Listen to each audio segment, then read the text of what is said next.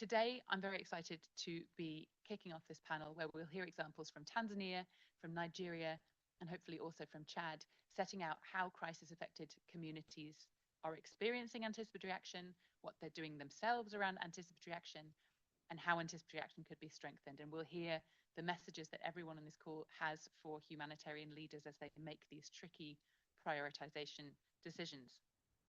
So I want to hand over to my colleague Emmanuel from Fact Foundation in Nigeria. Emmanuel, looking to Nigeria and thinking about the work that you have done, how is anticipatory action now working for communities in crisis, and what do they want to see done differently? Emmanuel, over to you. Yeah, thank you very much, Sophie. And thank you very much for laying the right background and context for this conversation. So on my side now, I'm going to be zooming in a bit into what we are hearing from the communities, from conversations that I'll be having with them. So yeah, I want to say it's my privilege to be here today to provide some field level perspective on anticipatory action and what it truly means for vulnerable communities. So as Sophia had mentioned in the introduction, so last year, Ground Truth Solution, Crash, and Fact Foundation, we did speak to communities in disaster-prone areas of Chad and Nigeria to understand how anticipatory action is working for them. And also, in fact, as part of a current assessment that we do, a recurrent assessment that we do, we conducted a large-scale household-level risk analysis in the northeast of Nigeria, also to gain deeper insight into vulnerabilities. The findings provide some really useful insights. In terms of the current state of anticipatory action, as you've mentioned, Sophie, I would say anticipatory action is gaining traction as a key approach in humanitarian response. The idea is simple. So rather than waiting for disasters to strike, we act early on forecast and warning systems, providing communities with cash, supplies, and whatever support they will need before the crisis worsens. The clear benefits are there. So we know that acting early can prevent losses, protect livelihood, and reduce the need for costly emergency response, as Sophia had initially mentioned. However, while this concept is promising, talking to communities on the ground, it shows that anticipatory action is struggling to deliver, especially in the more complex and overlapping crises. So people in Chad and Nigeria, for example, have this slogan, prevention is better than cure, and I'm sure it's the same in most other places. Yet many feel that the current anticipatory action programs are not addressing their reality. The approach seems to work best in stable settings where disasters are predictable, such as seasonal floods or drought or winds. But in contexts where you face multiple overlapping crises, conflict, inflation, food insecurity, climate shocks, and all of that, anticipatory action often falls short. So how is it working for vulnerable communities?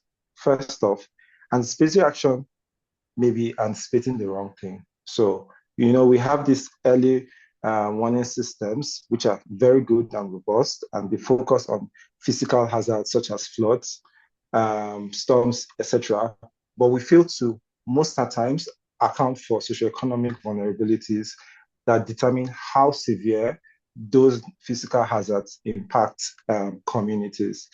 In Chad, as an example, so rising cost and declining income means that people can no longer take their usual precautionary or precautions before the rainy season. So this means a moderate flood today can have far worse consequence than a severe flood 10 years ago. Yet, anticipatory action triggers don't consider these economic and cultural stressors, agricultural stressors. In the Northeast, as an example, our household level risk analysis found that over half of the respondents we spoke to have experienced at least one or more shocks in the past year. So whether it's from food price hike to disease outbreak to climate-related disaster, this tells us that anticipatory action must go beyond single event responses and address broader vulnerabilities. Secondly, support is too small to make a lasting impact. Just an experience that I had last year while planning for Nigeria. I was privy to some conversation and I could see how much was allocated to anticipatory action. It was honestly like a small fraction of that. So this is trickling down to the communities we serve. So even when anticipation is activated, the scale of assistance is often too small. For example, in the Northeast, community received cash before the floods in 2023, but inflation nearing 30% in Nigeria means family had to share the money across extended households to cover urgent food needs rather than invest it in preparedness. People told us that while early support was useful, it was too little, too short term. And this could not truly help them prepare for or recover from the shocks. Also, our risk analysis in Nigeria, we found that 85% of people anticipated at least one crisis in the coming year. So we asked them about next year, are there any crisis or risk that they anticipate? And 85% say yes. And of those 85%, less than 20% feel somewhat prepared or were prepared for this crisis. This means that while people know, they recognize the risk, and these risks are what turns into shocks, they lack the resources to make meaningful preventive measures. Thirdly, without long-term resilience, anticipatory action is just band-aid. So communities want more than short-term cash transfer or emergency warning. They want investment in resilience. In Nigeria, for example, farmers in flood-prone areas say that the only way forward for them is to relocate to safer land, but they lack the financial means to do so. So without long-term solutions, anticipatory actions only delay suffering rather than prevent it. I know it's easy to get caught up in the debate over who should be doing what in terms of all of the approaches we have as a humanitarian sector. What should anticipatory action or humanitarian response or social protection programs or development peace nexus, all of these approaches and methodologies that we have, we're going to get stuck in the argument of who should be covering what. But for communities, this decision don't matter to them. Yeah, what matters to them is getting the support they need and when they need it. So from our discussions with the communities, there are some key takeaways for humanitarian actors.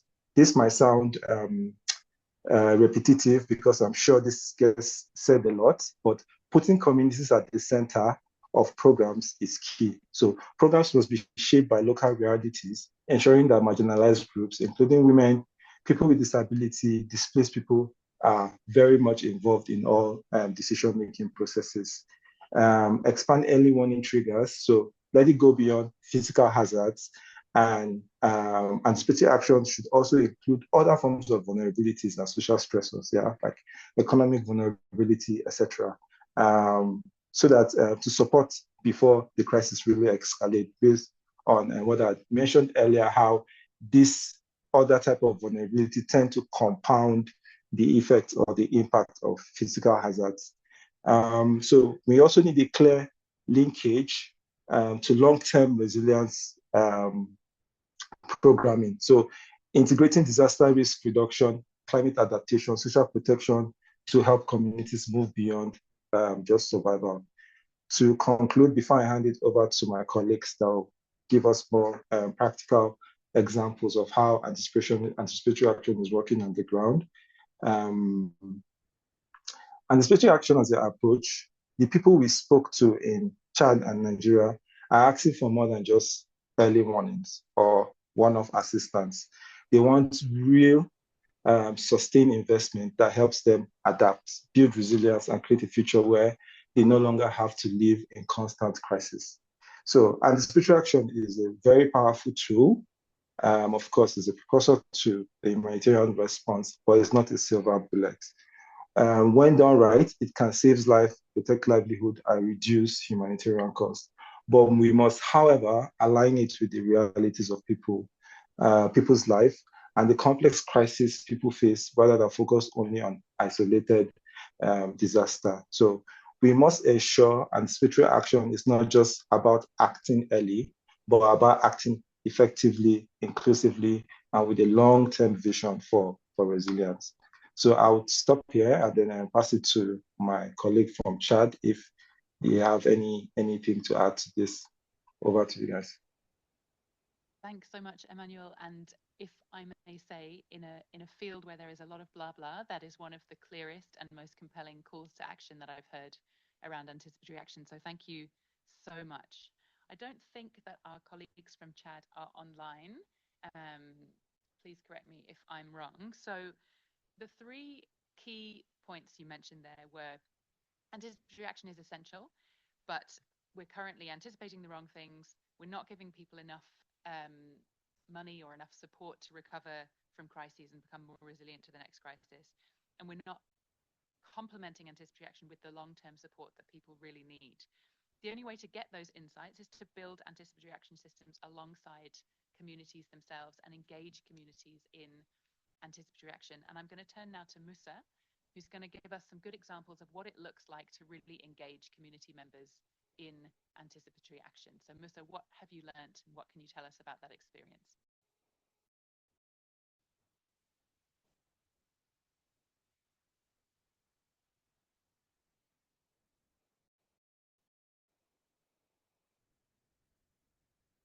Musa, are you reading us?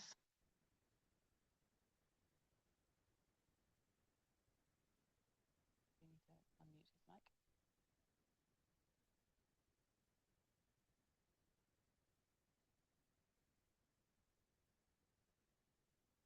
Okay, sorry, Musa. While you are having some problems connecting, maybe, in fact, if we skip to Asha while you're figuring it out.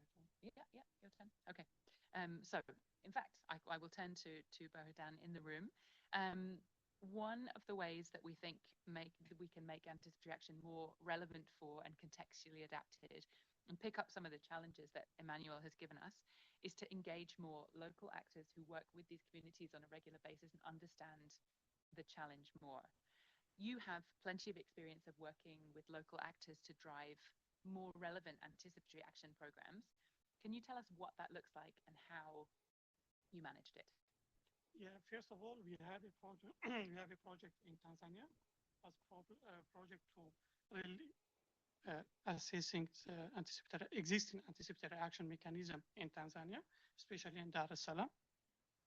So for that project, we go for the option. We won't do it at a standard way.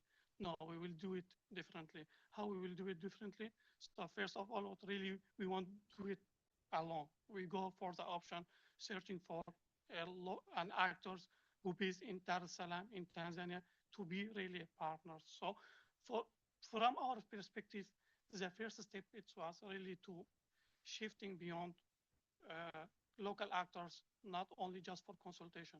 It's real to be just part of owner of the project.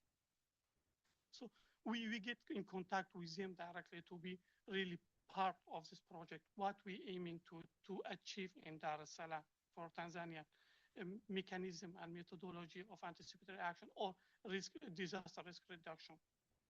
Then we come to conclusion to conducting an assessment for all actors who based in Tanzania, then to get and feedback, and then to move for planning our action. So the idea was really to contacting all actors who really active in disaster risk reduction or anticipatory action. Because the big challenges from we faced in Tanzania was really defining the term of anticipatory actions. When we contact people or actors, they don't know what is really. Even they work in it, so they have projects, disaster risk reduction or anticipatory action to define it in local context. We faced many challenges to how to giving this message to people what we meaning by anticipatory action. Even they have coping strategy for years. Then we go to second step, second point for after choosing our partner, or really starting with the reality. One of the challenges was really go to the in general, going to the ground or to apply in a project, and with an occidental viewpoint. So we have global indicator, we have global procedure, but we don't know what existing in the context, local context. So we should work what existing, not ignoring this what existing in the ground. They all wrong process. No, there are some many coping strategy, not formalized, not well defined. We can build our project based on what existing in the ground. Then the third point from our perspective is how to share the tools. Because really, if you want to do anticipatory action, you need some tools. If not, we came for the risk disaster reduction, not for anticipatory action. So even for determining which tool are applicable for a context, we give this choice to our partner in Tanzania. It was the OMDTZ, Open Map Development Tanzania. To really, we have in CartONG many tools we used. We shared this oversight of what we use in our daily for project. And then we told them to go back and contact all actors in Dar es Salaam. In Dar es Salaam, we had a meeting with a governmental agency, Dar es Salaam Multi-Agency Response Team. It's a governmental body who coordinate action plan after another. And then we have local actors like Center for Community Initiative. Musa is not joining us due to a technical problem. And so many other local actors. Among of them, we didn't exclude local communities because for us, local communities is not all or just only recipient of the early warning or anticipatory block of action. No, they are part. So should they be engaged from the beginning to determine which activity be done in the Dar es Salaam? After sharing the tool, we leave the choice for the communities and all actors to decide which tool going on for. Then we started mobilizing local voices. Local voices, as I said, before Dar es Salaam Multi-Agency Response Team was in place. It's a governmental agency coordinating response team, but was only it will only be included two actors. One of them it's ambulance and firefighters, and second one was Red Cross. But we encourage them to really to expand this participation.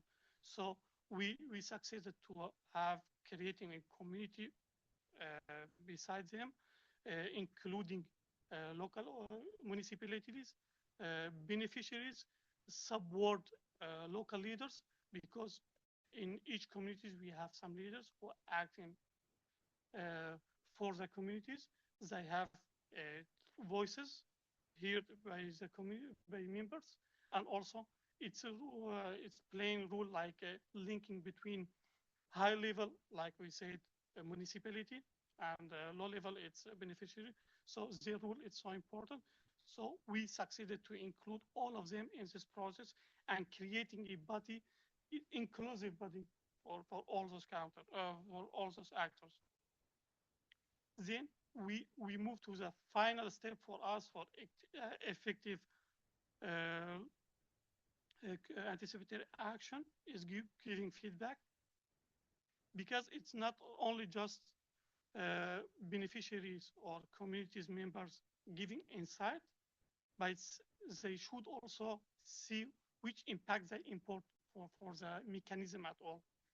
So when we trained them and then we shared that one of this output of this project was creating dashboard, getting information in real time, and this information given by the different actors, firefighters, ambulance, municipality, local leaders, and communities members.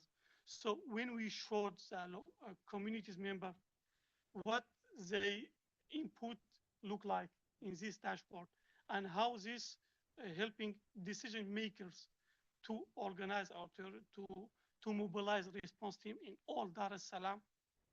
So they motivate them to really to be more active in giving information to feeding the system.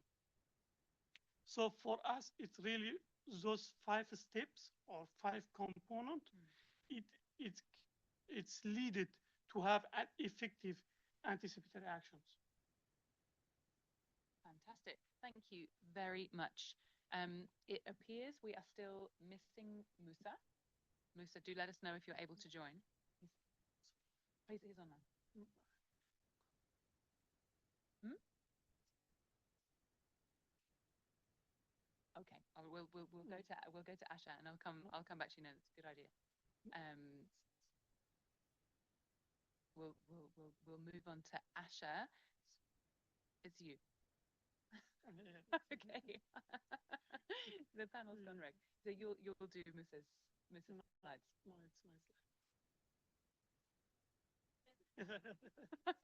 I see. I hadn't realized that you were improvising and doing Musa's slides. I'm so sorry. Okay, well, in that case, we'll stay with you. Thank you for alerting me to what's going on. Session is really engaging. Local actors, I cannot replace him, so it's contradictory. Okay. And so, tell us.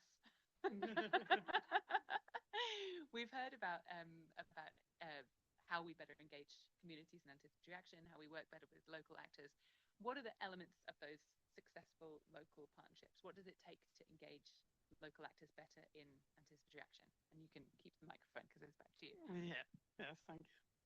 I think here the most important point is really going from the coordination to the ownership. Because really our role, it's not really just coordinating between different actors. There are many platforms who playing this role, but really to give this sense of ownership of this process, of this methodology, of this work.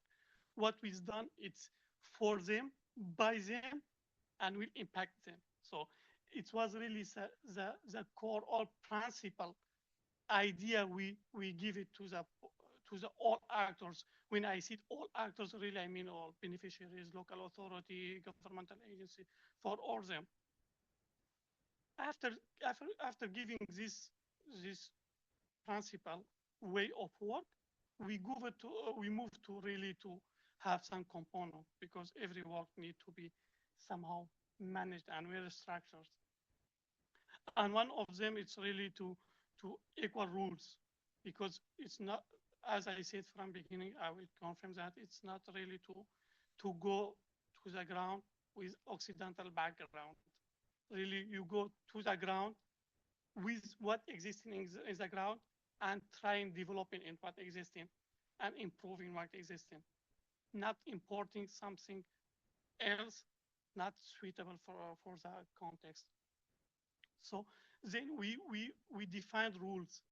What rule of CartONG for this project, and what role of our partners principle, it's open map development in this project.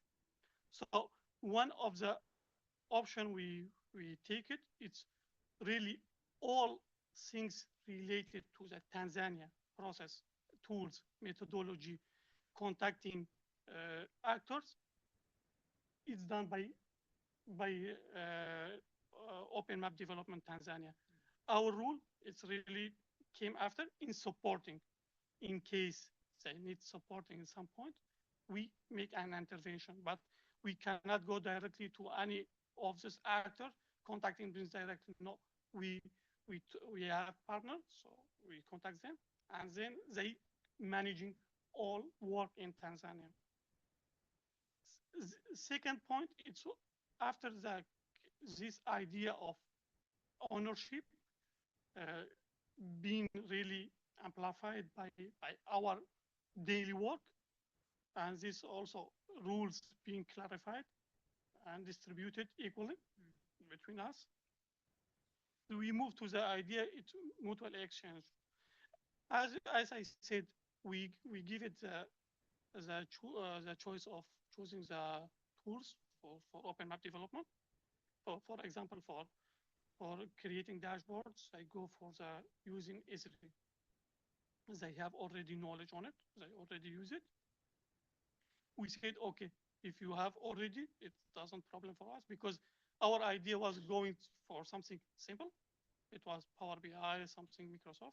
No, but after we see they really wanted to use these tools, so we go for it. After they choose this tool, uh, we notice that there are some gaps in doing we do dashboard in Experience Builder. Then we came to our CartONG at our level. We had a discussion. How can it's not really decision? It's been made by them. We cannot change it, and we don't want to change it. How we can mobilize our resources to help them to firstly to getting this knowledge, this capacity to building a dashboard on from A to Z on the Experience Builder. And second point, it's doing our output, our deliverable. So we do mobilize our resources. One of our resources, it was really to mobilize because we have community of volunteer, experienced volunteer. So we mobilize one of them. She had experience more than 10 years in Experience Builder and Esri.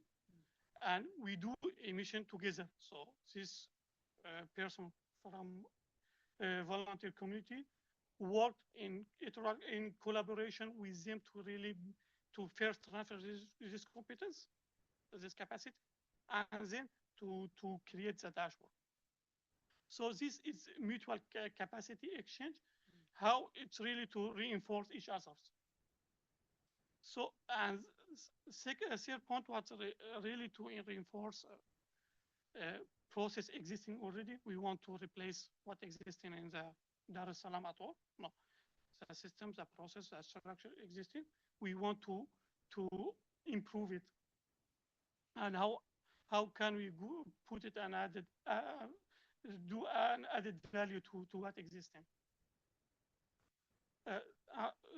Fourth point was responsive communication, because it's not really doing only formal way. It's not the communication. It's not only sending an email and you said, yeah, we shift responsibility to them. So they are now responsible, not really to have fluidity of communication to engaging to this project and how we could achieve it together. And not only with them, communication with all stakeholders in Dar es Salaam, how to be really creating a forum. All of those actors is part of the project. And final point, it's really respecting the local rate. As I said, we cannot go to any intervention, any country with our background, our own knowledge. We should go to the assessing what existing, what's their context, and leave them the choice to choose which is conform to them or not. So as you see, the partnership with OMDTZ wasn't just building a dashboard. It's really it's beyond that. It's really to transform this competence to them and also to the DARMAR, Dar es Salaam Multi-Agency Response Team, because before that they used a guidelines. It's printed guidelines mapping all Dar es Salaam, but in papers. So if you want to really desert happen, you want to planify your action, you will need days to manage that. But with all automation on Experience Builder, so they have president data, and with cross-cutting with the new real data came from the different actors. So they have an overview of visual of all happening in Dar es Salaam. This could help them to manage how efficient they are to respond to any hazards. Thank you.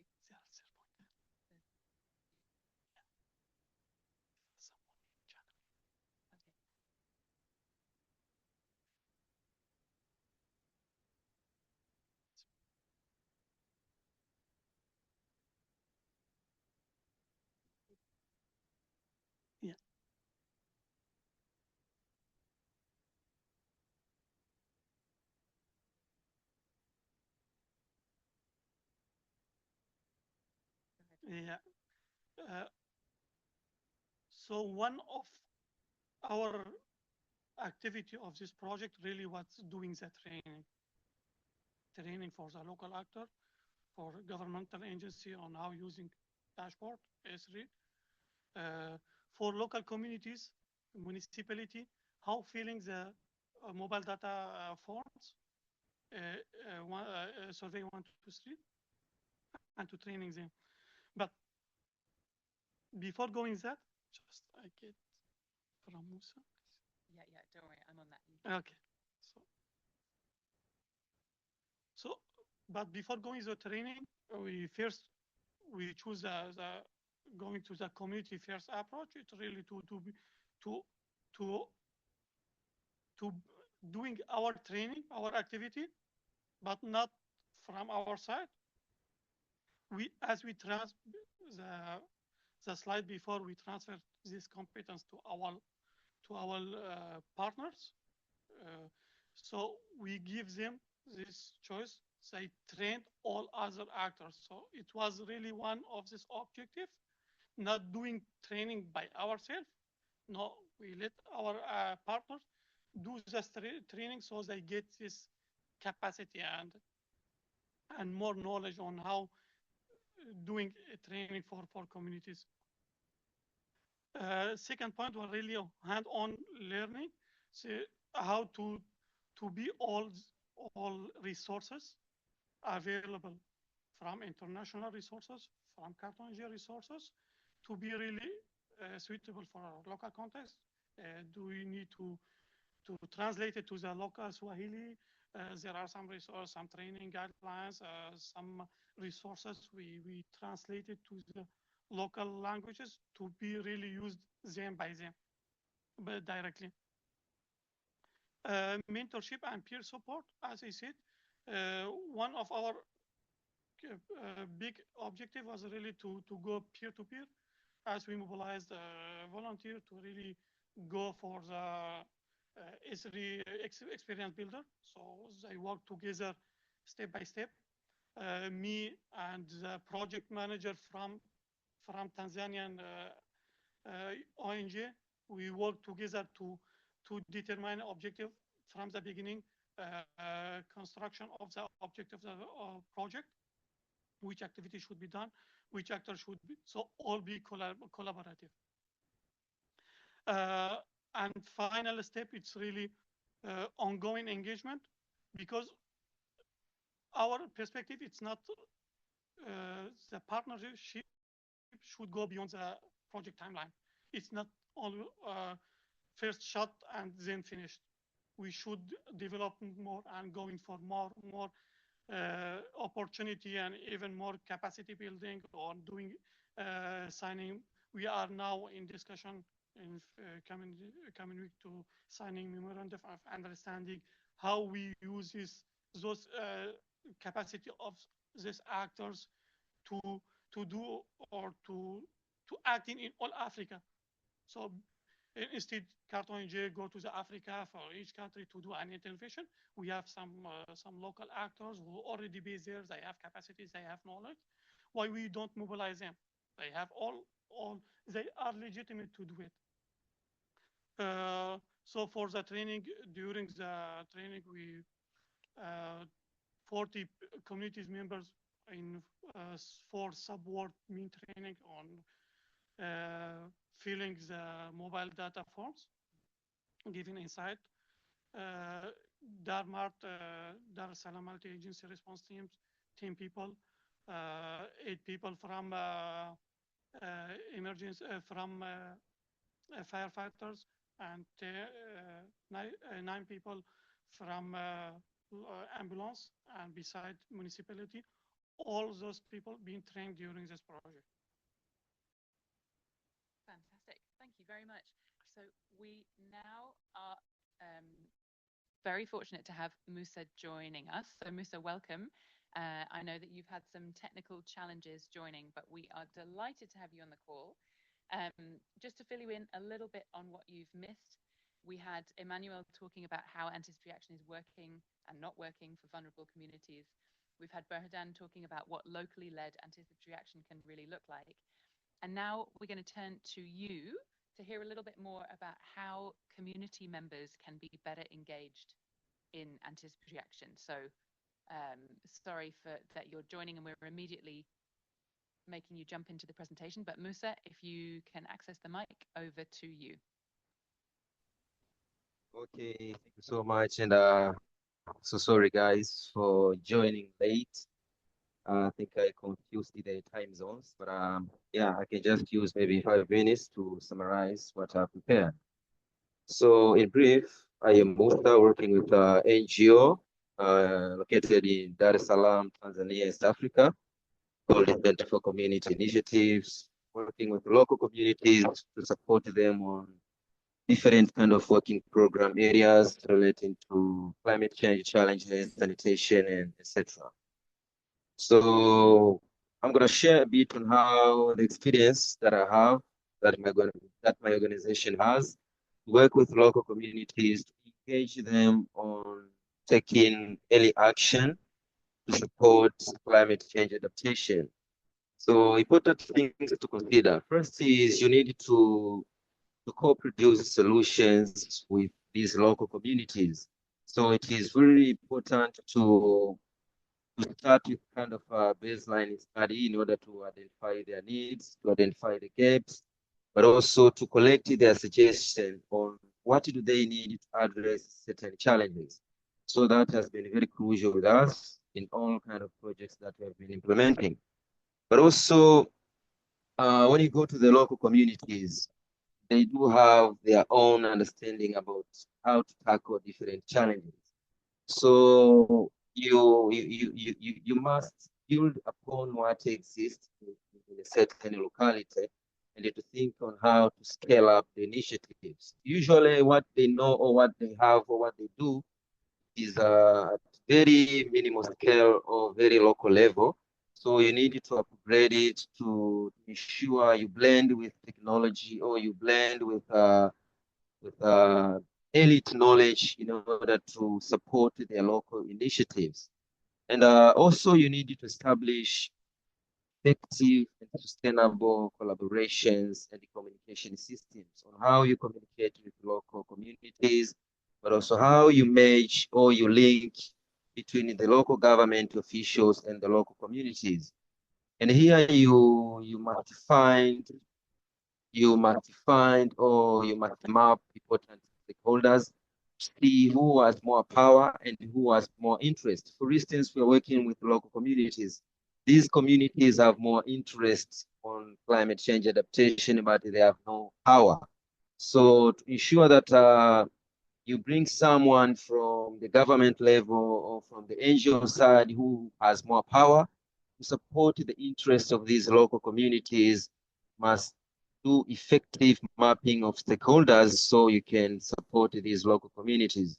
So we have been implementing the Daraja project, abbreviated as Daraja, but in a long form, it is developing risk awareness through joint action, where we have been supporting these local communities to build their capacity to access early warning weather information so they can prepare to take further actions before disasters and other kind of severe weather impacts facing these local communities. So in summary, that is what I just wanted to share. So thank you so much. Thanks so much. Really, really interesting. And I'm sure there will be questions for you. I'm sure people will want to know more about that. So don't go anywhere. Questions coming from the audience your way. So turning now to our fourth and final speaker, Asha, we're going to turn to you to understand a little bit more about, well, let me take a step back. I think often at HNPW and in these kinds of conversations, we can be very focused on the relationship between aid providers and communities. We miss out a really important step, which is thinking about the national level, thinking about the government. You've had some really interesting experiences linking community expertise with government, with the national level, and ensuring that community members are feeding into national level anticipatory action and preparedness strategies. Can you talk to us a little bit about how you did that and what your experience was? So Asha, over to you.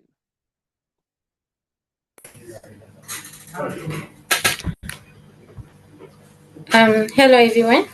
Can you hear me? Loud and clear. Okay. So I'm representing Open Map Development Tanzania, a non-profit organization that based in Tanzania, working in projects relating to disaster response, development, as well as actions, especially we do focus on community engagement as community the center of activity that we do, and mostly everything that we do, we visualize them in terms of maps. So working with CartONG for the project of anticipatory action, testing on how local actors could be involved into making into these anticipatory actions into the community level. We were able to work with different, as Birmingham said, different stakeholders involved in anticipatory actions.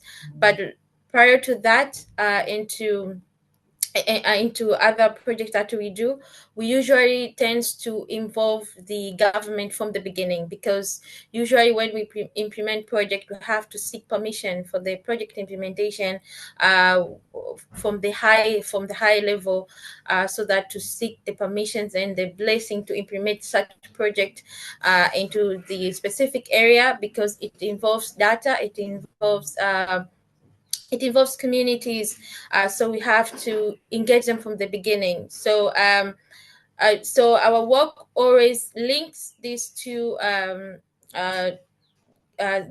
categories, like community as well as local leaders. So local leaders provide crucial headline information regarding the project that we want to implement on the site. Also, local leaders tends to be part of the implementation process of the project. So and usually we do the down top approach in our data collection, make sure that the voices of the community are heard into the national level. So, and also we usually do share back what we have collected, what we have uncovered, what community are saying, what community suggested, to the high level, to the leaders, so that they can hear and see what their community wants, what do they really want, what action do they currently take in terms of the what is being happening on the ground. So they have a general context of what is actually happening. So apart from sharing from the communities, as we usually do, apart from community capacity building from the project that we have conducted, we do share back everything that we have conducted in a simple language that they can understand. If it's maps, in Swahili language, and in a keywords that they can all understand. But also to the decision makers, we also share what we have collected, and also what have been suggested from our side as well as community side, so that they can understand what is going on to the community, because they are the one who make decisions to these communities. So having their insights, it's really value and crucial to the decision that they'll be making. Community mapping, it's something that is new or our country. It's not something that is common. So we are trying to push that to the level that now community data can be also part of the decision that high governments or high level people can use to make decisions. And rather than even OMDTs, there are other NGOs who also we are pioneering on making that data generated by community, community being center of data collection or trained, are also being used into these actions. So our experience, I would say, we usually make sure that community in one way or another, along with the government, we put them on a table to make sure that everyone hears what is needed, or everyone is part of the project. The same apply to the anticipatory actions. We engaged with people's TMA who are high level in weather forecasting, also the Dar es Salaam Emergency Response Team, a center of all response in Dar es Salaam. All these were high-level expertise or high-level people from the government, but we included them in the project, sharing them what community are experiencing, what action they're taking currently when it comes to anticipatory actions, and also what are they suggesting in order to make it sustainable. As anticipatory action, it's a new term, and the BEMDAM has said it's a new term that has been introduced in our country. And speaking as that, we have one anticipatory action that is still on production. That will be the first anticipatory action to be created in Tanzania by Red Cross. It's still not yet done, but it included, or it used all the criteria that community were part of making it, so that to make it sustainable and community can adapt it for the actions. Thank you. Great, thank you so much. I want to hear more about this, so I hope that there will be questions from the audience to dig into a bit more detail on this. But Hodan just has one more slide that he wanted to explain to us, and then we're going to turn to the audience, both online and in the room, for Q&A. So start thinking up your toughest questions for our panelists. Before we do that, back to you. Yeah. In comments, I think that you should talk directly to the microphone. So our project was really passed from different way. Here you can see the schema it taken. First of all, we go with the first actors mapping. Actors mapping, when we write the proposal, was the idea to doing just analyzing what existing anticipatory action in a context. Then we launch a call of idea for CartONG has a historical relation or partnership with OpenStreetMap communities. So we launched the ideas and we gathered the applicant after analyzing, which was OpenMap Development Tanzania. Then for OpenMap Development Tanzania, after we chose them, we go to defining which scope of the project, what output we expecting, and we will work, and which thematic. So we choose a thematic of flood. Then we do our research on all actors in Dar es Salaam. Either there are some actors, even Tanzanian people don't know them. So after searching of them, we get the information. So we get in contact of them. Then we go for the idea to really assessing and doing a benchmark of all mechanisms existing at the national level. Then to really after that to go, we get in contact with Dar es Salaam multi-agency response team, who is coordinating all response in Dar es Salaam. After we had idea being clear, we get our contact with key informative interview with expert, with local actors, and also we do the focus group discussion with the local communities. We held 8 focus group discussion in Dar es Salaam. And during this focus group discussion, then I will show you just photos, how we use sensitive mapping. It's just giving mapping to the people, and then the people, they drawing and coloring the mass zone affected by population, what coping strategies are used, if the level of water is high. So all this information being shared is after all we gathered all this information, we get the clear idea which block of intervention we would do, because in anticipatory action we had four block. One of block it's really forecasting. Second block it's defining action. Second it's resources, and the final one it's process. So after we gathered all this information, we choose the first block to work in the forecasting and how to really integrate all these actors to have efficient channel of communication between all of them. Then also in anticipatory actions, there are many strategies. We based on 2 strategies. one of the strategy, it's really what could we do added capacity to the what existing in Dar es Salaam. And second, the most important thing, it's the diversification of participants to really, as Asha, my colleague Asha told you, the concept of sharing the decision making in Tanzania, it's not usual. So all decision before just done at the Dar es Salaam multi-agency responsive, but we encourage them to really include all actors, because all actors they have insight that can help them to better way managing their role. So after all this project, we got something. It's real and close to the what are close to the local actors and what they need really. Just I will go show you here. It's a sensitive mapping, how communities being just coloring the prone area affected by the flood. Here we at the right we see it's the Dar es Salaam multi-agency training dashboard, and at the left we see how population filling a form of giving information to this dashboard, so feeding this dashboard. So, yeah.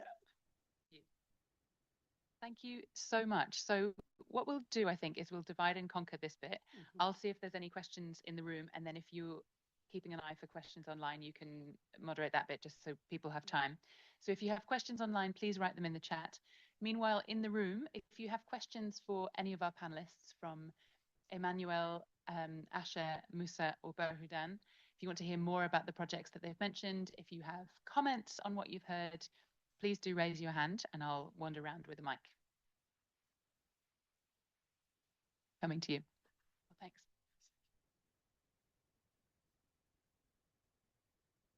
Thank you for that. That was really interesting. Yeah, I'm Ala Hassan from UK Foreign Office. I just had two quick questions. In terms of the methodology or all those processes, what was the sort of time period that took place in? Like how long did that? And then I can, yeah. Yeah, cool. And then I had another question, if that's okay.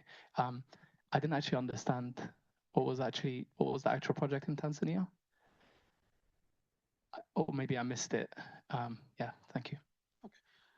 The timeline, we started our project in August, and we finished at the 31 of December. The idea of this project, it was somehow complicated because we didn't go for the easiest choices, because the idea from beginning, it's a project funded by the H2H network to 5 organization. Idea, it's really do the work, theoretical work, doing the benchmark, analyzing the system, how it's working. But we discussion from CartONG level and open map development level, we said, yeah, there are many documentation about process, about methodology, but what they need really, we should show them an example, how this work, how local expertise, local knowledge could help them to better respond to the hazard or when it's occurred. Especially we focus on the floods. So we go to really not just doing benchmark and case study. Besides that, how to really do all trainings and creating a dashboard to be used by the Dar es Salaam. Because as I said from the beginning, really the most difficult point is what really explaining to what is anticipatory action. Yeah, I know it's anticipatory action from our perspective. It's opening a gate, new gate, to prepare for a hazard when it's occurred. But at the ground, when you talking with the beneficiary, with the communities, with the municipality, you show them what could be done, what could be shown. I hope I replied. The dashboard is... Yeah, it's not public because there are some information government given by firefighters, by ambulance. So, but it used the insight from the local communities. It be used, and by Dar es Salaam as I said, Dar es Salaam multi-agency, it's governmental agency. So this choice came from them, not be public. So we respected that. Also, as I said, as to really to go beyond that, to preserve the sustainability of project, we created a community of practice among the community members, recipient of this work, to sharing knowledge and encourage each other to really filling the forms regularly to getting information. So in dashboard, it's presenting a number and accident, level of water, blocking the draining system. So all this information, and with meteor data, so get a prevision what could be dangerous in one zone or to others.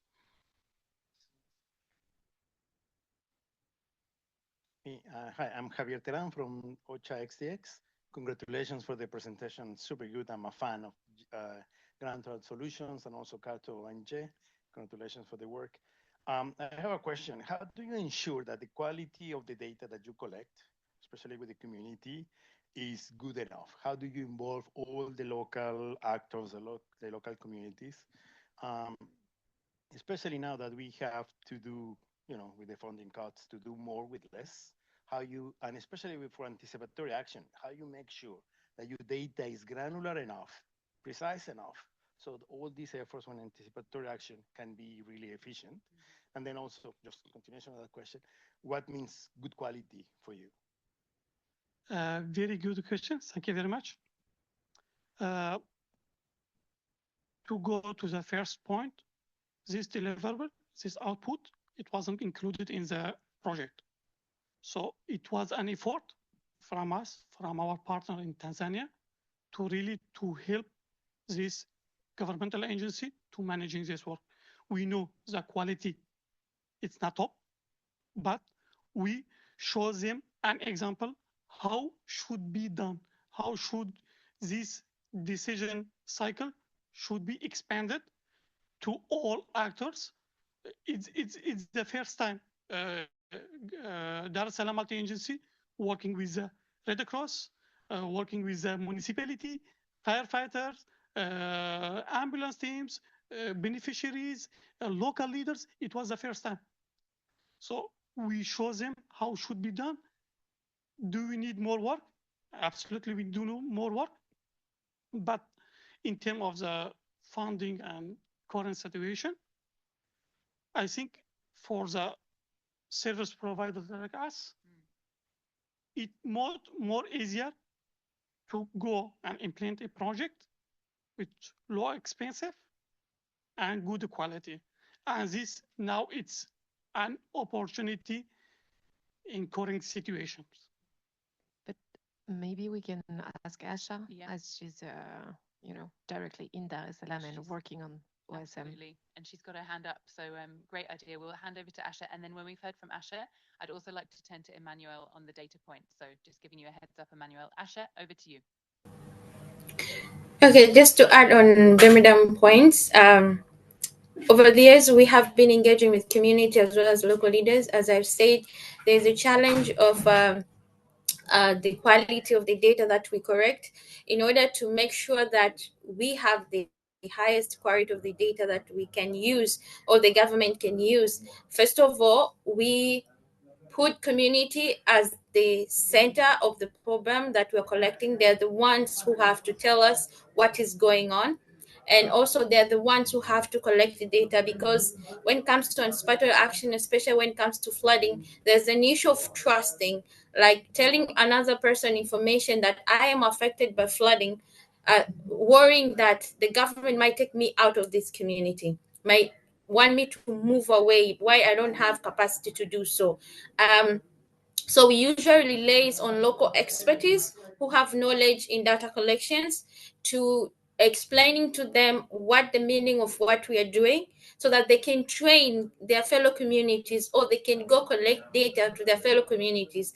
That way, we remove the gap of data quality, as well as trying to use as the simplest question as possible, and also in a localized language, in a simple language that everyone can understand straight the meaning of the questions, as well as answering the person that you trust, answering to the person that you usually see. And also in our country, we have these lowest local leaders who manage 50 to 100 households. So we usually also rely on them to act as an introductions to the data collectors, to the community, explaining to them like, oh, so this the collectors, they're doing this and this. So it creates the sense of trust, because my local leader is here. I mean, the information I'm going to provide, it's going to be safe, and also it's going to be taken into action. So that way we tend to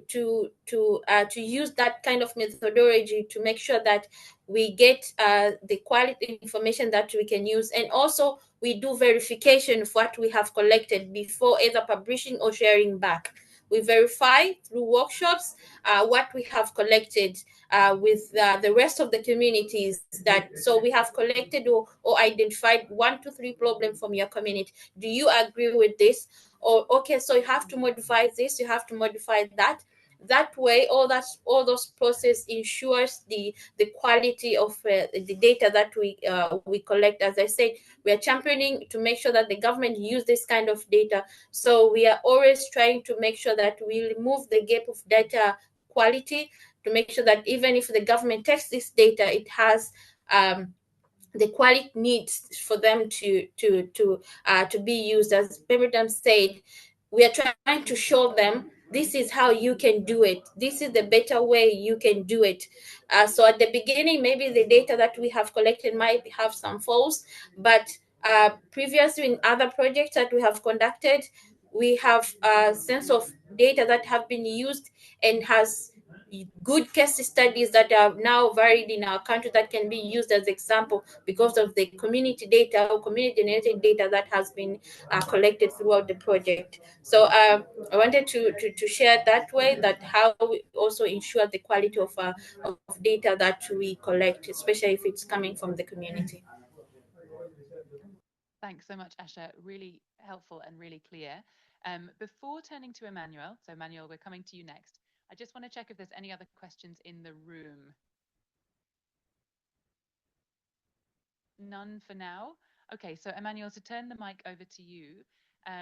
You made the excellent point in your presentation that unless we have a clear picture of what people's vulnerabilities are outside the size of the shock, we're not going to be able to design anticipatory action that works for them.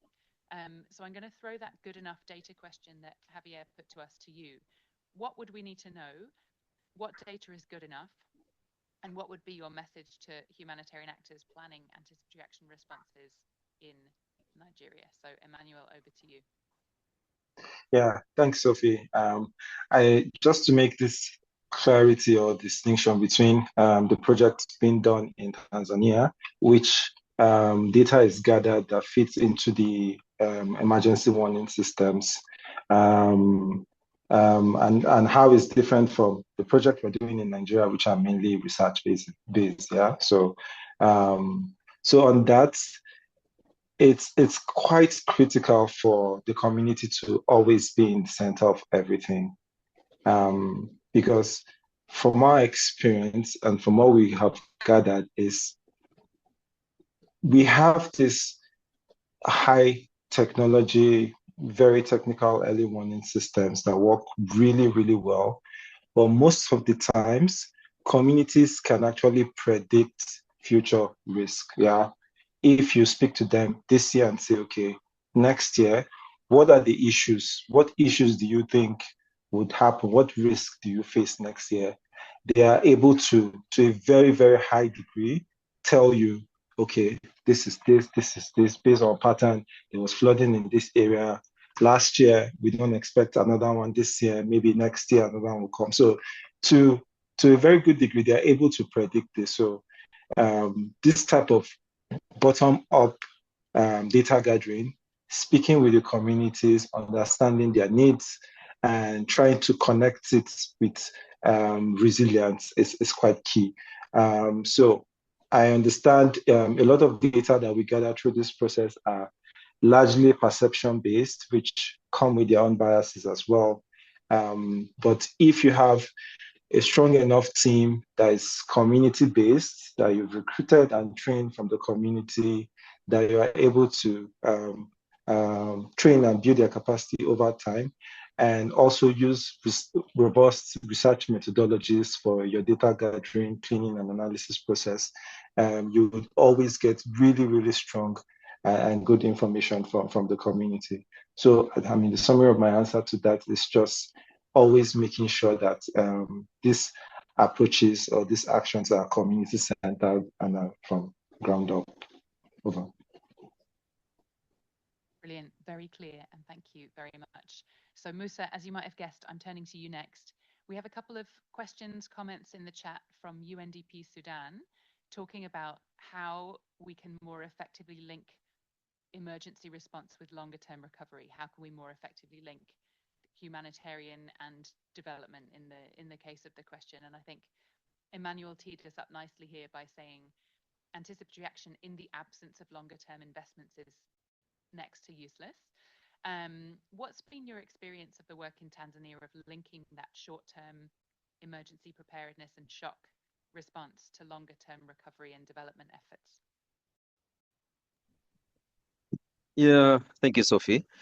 In order to bring sustainability to ensure you build the resilience to these local communities to tackle the future disasters, we usually trying to train people at different levels to build their capacity. For instance, we might train the disasters committee at a very local level, I mean at the settlement level, so they can have the capacity to understand the different kind of disasters. We provide them with different equipment in order to act effectively when these disasters occur. But also we recognize that we have media personalities, but they do have very limited knowledge only dealing with media. And so we are trying also to train them on how they can add further knowledge, which can also complement the issue of taking anticipatory action, how they can support the local communities to understand what they can do when disasters occur. But also we are working hand in hand with the Tanzania Meteorological Authority. So when I'm saying we are doing the training to these local communities, to disaster committee, to media, we are also working with the Tanzania Meteorological Authority people, so they can also provide their local, I mean, their knowledge to the local people to support the indigenous knowledge, but also to boost their knowledge to sum up, I mean, to add the technical knowledge. And we do also work with kids, I mean the students in different levels from primary school or elementary school to high school. So we train these people believing that they are future ambassadors.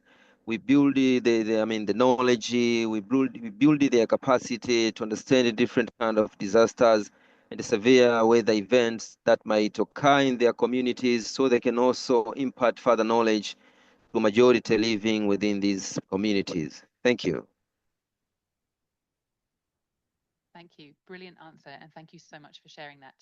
I don't think we have any other questions online. Just one more sweep of questions in the room. If not, we'll wrap up. Yeah, I see one question in the corner. Go ahead.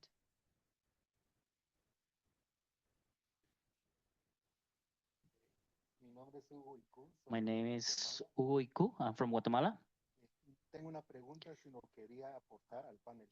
This one is not necessarily a question, just wanted to add something.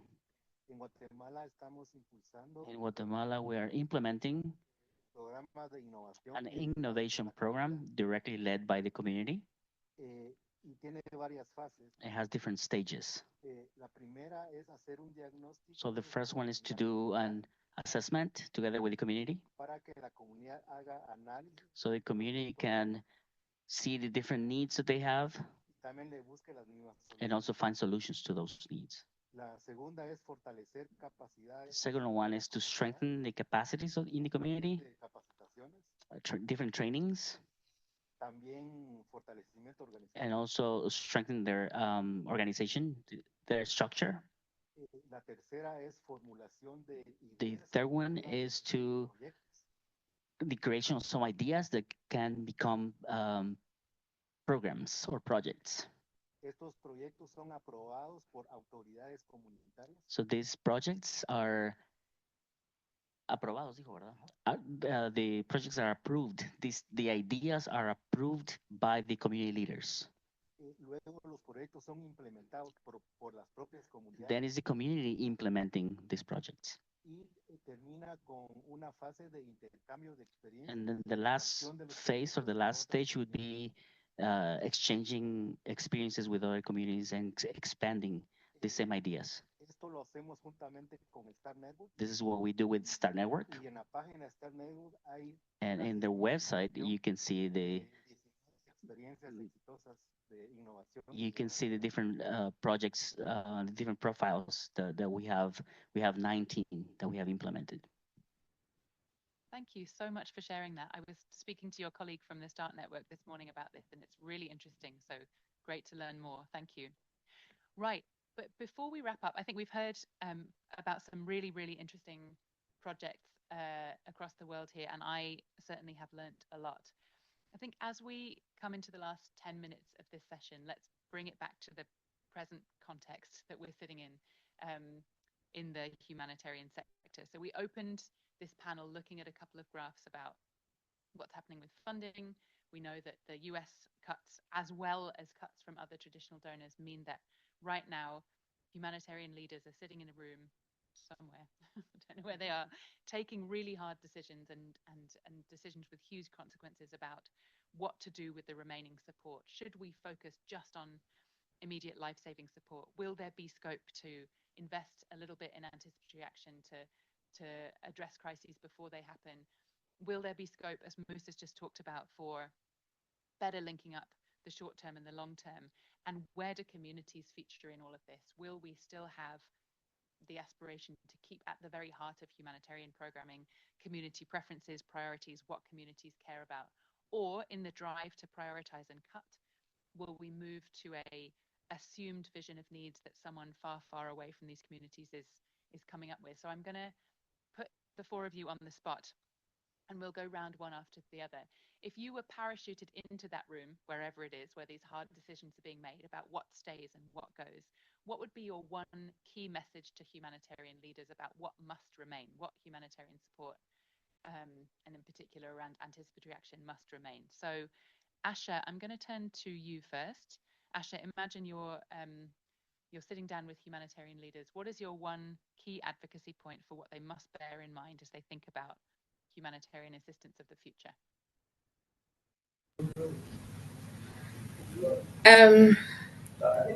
It's a trick one, but coming to think that these humanitarian action are not predictable, it's something that do not give us information or warning, even though we have some forecastings, but sometimes they do not go as how we predict them. So I would usually say that community value, it's more likely important more than the properties or anything that we own, especially to the vulnerable community that speaks of women and children. Taking actions or taking area actions, it's quite important, but also not having enough resources to take this action, it endangers the next generation to our community.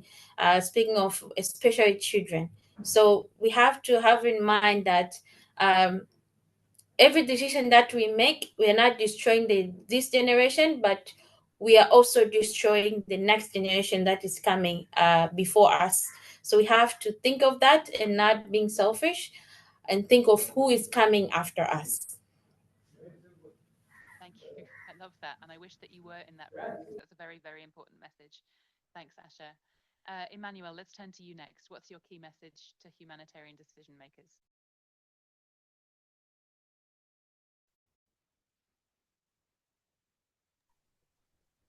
Yeah, thanks, Sophie. I mean, I would like to start by saying I really don't envy the people in the room. I think it's a really difficult room to be in, prioritizing in light of the current scarce resources. But what I would say is current future risk becomes future shocks, essentially. So if you don't do anything to prevent to the best of your ability, then you're just setting yourself up to continuously provide humanitarian support. So, in as much as the pie as a whole is dwindling, and I understand there's priority to life-saving interventions, who even say anticipatory action is not life-saving? So we can call it life-preventing, which in itself is in that category. So, yeah, I mean, just coming with the clear knowledge and understanding that resources are scarce, I would say let's still continue to push and see how far we can take our anticipatory action programs. Yeah, because having a system that prevents or prepare communities for disaster is quite better than providing the cure for it. And then for us working in anticipatory action, I would say it's excellent to have the current systems that we have, but we know that I currently focus mainly on hazards and physical disasters. Yeah, so we should also consider expanding that scope a bit to add other stressors, so economic, social, and the rest, because as we've spoken earlier on, those things can have a very severe impact on the communities as well in relation to whatever physical disasters that happen. So yeah, I think that will be my message. Over. Yeah, thank you. Really powerful. I love that. Catching people before disaster happens can save a lot of harm, a lot of waste, a lot of wasted opportunity, lives and livelihoods, rather than waiting until that moment of crisis. And that's arguably a much better use of scarce resources. Thanks, Emmanuel. That's a lot of food for thought. Musa, turning to you next, what is your key message to humanitarian leaders? To me, I would say we are the first generation to feel the effects of, I can say maybe I can cite an example of climate change, and we are the last generation who can do something about it. So let us invest more to do something to reduce the challenges relating to climate change, relating to wars, to any kind of disasters, so we can shape our future. Then we can support our local communities to live in a sustainable manner and a very peaceful manner to support ourselves. So yes, that's all I can say. Thank you. Brilliant. Thank you. Also very, very powerful words. I like that quote and I will use it a lot this week. Bohdan, over to you. What would be your key message to humanitarian leaders this week? I think the best solution is locally led anticipatory action. It's a theme of our session.